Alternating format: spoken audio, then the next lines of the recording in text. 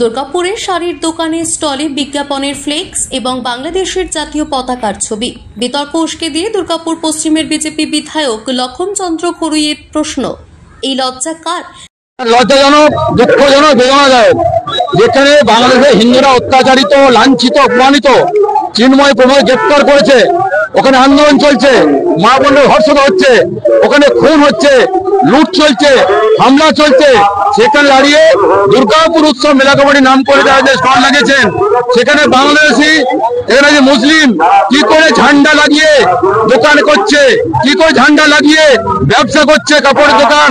আমি মেলা কমিটিকে বলবো, চেয়ারম্যানকে বলবো, মেয়রকে বলবো, নয়ন চক্রবর্তী বলবো, অধিবাবুকে বলবো, অধিবাবু আর কত নিচে নামবেন?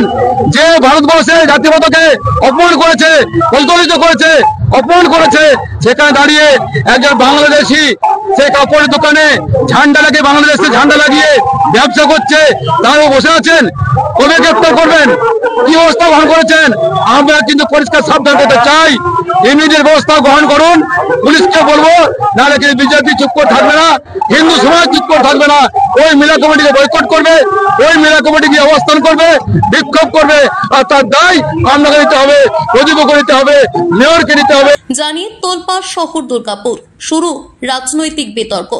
যখন দেশ জুড়ে বাংলাদেশের সংখ্যালঘু হিন্দুদের ওপর অত্যাচারের ঘটনা ঘটে চলেছে ক্রমাগত, তখন দুর্গাপুর উৎসবের স্টলে, বাংলাদেশের শাড়ির দোকানের স্টলের বিজ্ঞাপনী ফ্লেক্সে জ্বলজ্বল করছে বাংলাদেশের জাতীয় পতাকার ছবি।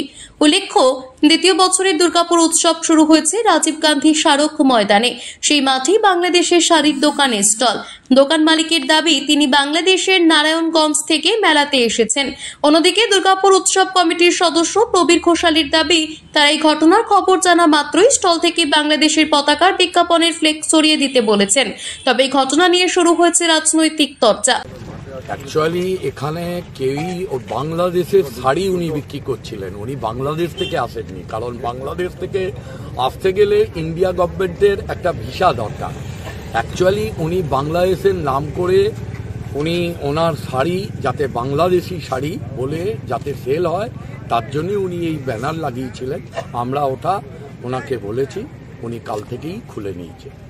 আর এইভাবে লেখা চলবে না, কারণ আমাদের দেশ ভারতবর্ষ, ভারতীয় আমরা, সেখানে বাংলাদেশের এই টাইপের আমরা বরদাস্ত করব না। তো উনি আমাদের বলেন যে আমরা অ্যাকচুয়ালি বলছি, কিন্তু আমরা এখানকারই, আমরা ইন্ডিয়ান, কিন্তু বাংলাদেশের শাড়ি বিক্রি করছি, তার জন্যই আমরা এটা লিখেছি। এই হচ্ছে বক্তব্য।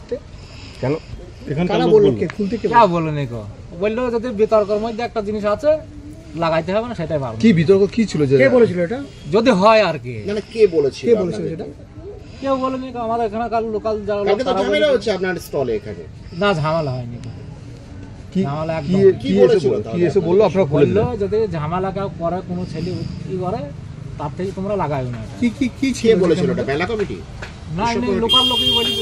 লোকাল লোক কি বলেছিল যে না লাগাতে? হ্যাঁ, কি না লাগাতে বলেছিল? ব্যানারটার মধ্যে কি ছিল? ব্যানারটার মধ্যে কি আছে? ব্যানারটার মধ্যে দেখাচ্ছ না কেন? দেখালাম তো, ওই যে কার্ডটা, যেটা কার্ডটা নিয়ে কোনো বিতর্ক হয়? ওটা লোকাল ওইটাই পতাকায় থাকে।